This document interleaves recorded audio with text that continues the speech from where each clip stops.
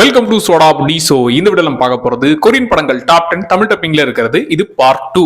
Part 1 நம்ம already போட்டுருக்கிறோம். So அந்த video இன்னும் பார்க்கலன்னா அதையும் போய் பார்த்து விட்டுருங்க. ஸோ அதுலயுமே நிறைய படங்கள் கவர் பண்றேன். ஸோ இதுல ஏன்டா அந்த படத்தை மிஸ் பண்ணலன்னு டென்ஷன் ஆகாதீங்க. அதை பார்ட் 1ல வந்திருக்கும். சரி வாங்க இந்த லிஸ்ட்டை போட்டுருவோம். அதுல நீங்க எத்தனை படங்கள்லாம் பார்த்து முடிச்சிட்டீங்கன்றத கமெண்ட்ல சொல்லுங்கப்பா.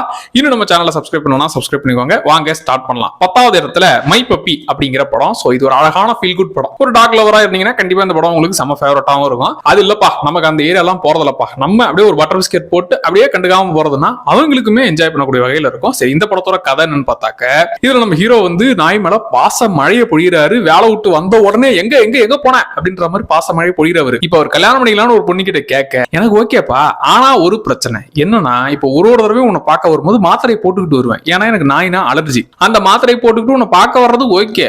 உன் கூட குடும்பம் நடத்தும் போது அந்த நாயும் கூட இருந்தா நான் டெய்லி மாத்திரை போட்டுக்கிட்டே இருக்கிறதா? அதனால நீ என்ன பண்ற?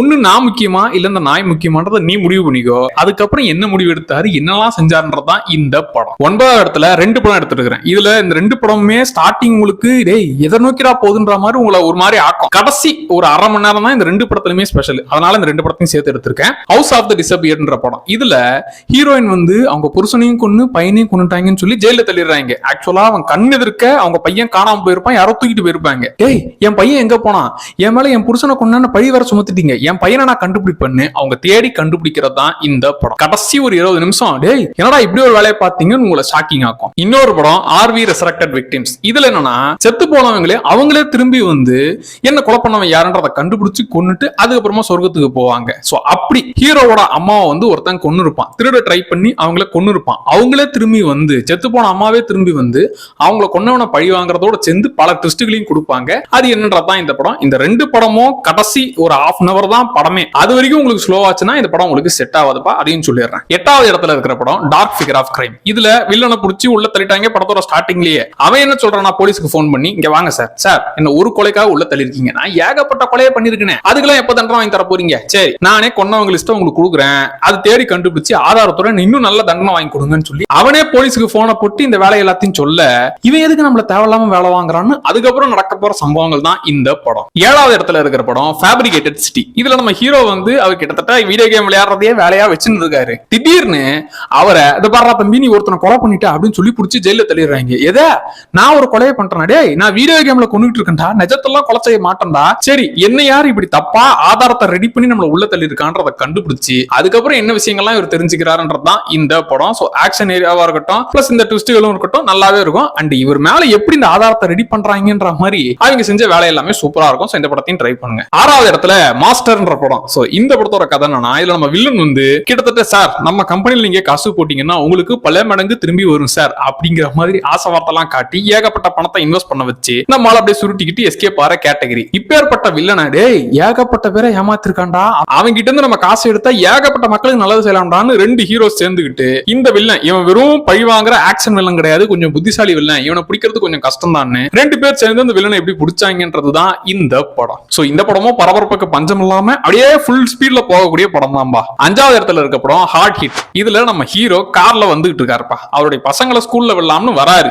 அப்ப வில்லன் போன் பண்ணி, சார் உங்க காரு கடியில நான் பாம்பு வச்சிருக்கேனா, இப்ப நீங்க இறங்கினாலோ இல்ல திடீர்னு எதனா முடிவு எடுத்தாலோ அது வெடிச்சு செதறிடும், அதுக்கு நான் இங்க அப்படியே பட்டனை பிரஸ் பண்ணு வச்சுக்கோங்களேன் காலி. சோ இப்ப நான் சொல்ற விஷயம் எல்லாத்தையும் நீங்க ஒண்ணு விடாம பண்றீங்க, என் பேச்ச கேட்காம நீங்க காரை நிறுத்தி இல்ல ஜம்ப் பண்ணலாம் ஏதாச்சும் முந்திரி கொடுத்தனமா பண்ணீங்கன்னா மொத்தமா நீங்க மர்கையா. சோ அதுக்கு நான் சொல்ற விஷயங்களை செய்யுங்கன்னு சொல்லி காரு கடியில பாம்பு வச்சு ஒரு பயமுறுத்த, அதுக்கப்புறம் என்னெல்லாம் ஆச்சு இவன் ஏன்டா இந்த வேலையை பாக்குறான்னு எல்லா விஷயம் சொல்றதுதான் இந்த படம். அதான் ஸ்டார்டிங்லேயே பரபரப்பா ஸ்டார்ட் ஆகும் சொல்றேன்ல. சோ இது படம் முழுக்க ஸ்பீடா தான் இருக்கும். சோ மொத்த படமே உங்க டென்ஷனோடவே வச்சுக்கும். 4வது படம் வந்து கான்கிரீட் யூட்டோபியா. இது வந்து ஒரு சர்வைவல் மூவிப்பா. இது கொஞ்சம் வித்தியாசமான சர்வைவல் படம். ஏன்னா இப்ப வழக்கமான சர்வைவல் படத்துல ஒரே ஒருத்த மாட்டிக்கிட்டு எப்படி தப்பிச்சான்ற மாதிரி இருக்கும்ல, இதுல இப்ப மொத்த ஊருமே அழிஞ்சு ஒரே ஒரு அபார்ட்மெண்ட் தான் இருக்குதுப்பா. அதுல இருக்கிறவங்க எங்களுக்கு தான் இந்த இடம் சொந்தம்னு அவங்க நிக்கிறாங்க. இப்ப வெளியே இருக்கவங்க எல்லாம் எங்களுக்கு இந்த இடம் வேணும் அப்படின்னு சொல்லி அவங்களும் சண்டைக்கு வராங்க. சோ அதுக்கப்புறம் மொத்த ஊரும் சேர்ந்து என்னென்ன சம்பவங்கள்லாம் செஞ்சதுன்றதுதான் இந்த படம். மனுஷ பயலுங்க எவ்வளவு மிருகத்தனமா நடந்துப்பாங்கன்றத இந்த படம் பார்த்து நீங்க தெரிஞ்சுப்பீங்க. 3வது இடத்துல வில் யூ பி தேர் அப்படிங்கிற டைம் டிராவல் படம்பா.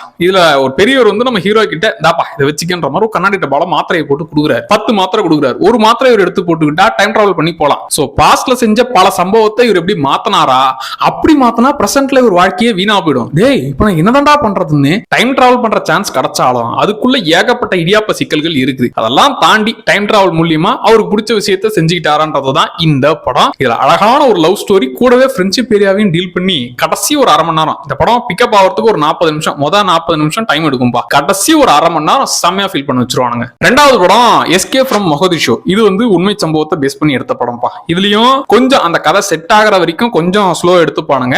அதுக்கப்புறமா பரபரப்பா தான் படம் போகும். சரி, இந்த படத்தோட கதை என்னன்னா, இப்ப மொகதிஷுல புரட்சியாளர்கள்லாம் மிகப்பெரிய கலவரத்தை உண்டு பண்றாங்க.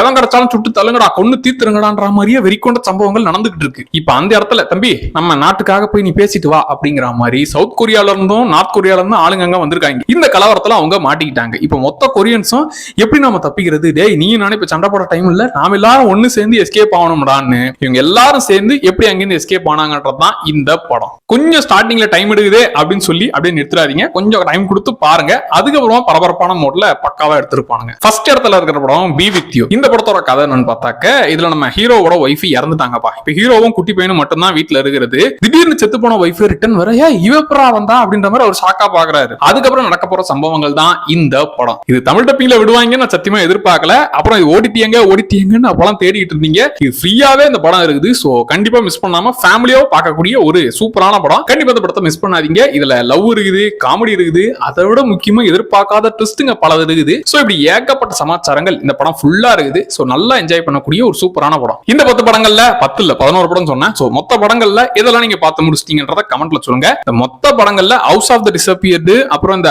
ஆர்வி ரெசரக்டட் வெட்டிங்ஸ், இது வந்து ரொம்ப உங்களுக்கு ஸ்லோவா ஃபீல் ஆகும். கடைசியில மட்டும் தான் கொஞ்சம் பரபரப்பா போகும். அதே மாதிரி இந்த எஸ்கேப் ஃப்ரம் மொகதிஷு கொஞ்சம் ஸ்லோவா தான் பிக்கப் ஆகும். அதுக்கப்புறமா பரபரப்பா மாறிடும்பா. சோ அதையும் கொஞ்சம் மைண்ட்ல வச்சுக்கோங்க. சோ எல்லா படங்களுமே ட்ரை பண்ணி பாருங்க. அடுத்து என்ன டாப் 10 போடலாம்ன்றத கமெண்ட்ல சொல்லுங்கப்பா. அடுத்த வீடியோ அதை பண்ணிடலாம். இன்னும் நம்ம சேனலை சப்ஸ்கிரைப் பண்ணலாம், சப்ஸ்கிரைப் பண்ணிக்கோங்க. அடுத்த வீடியோல திரும்ப வரேன். Tata bye.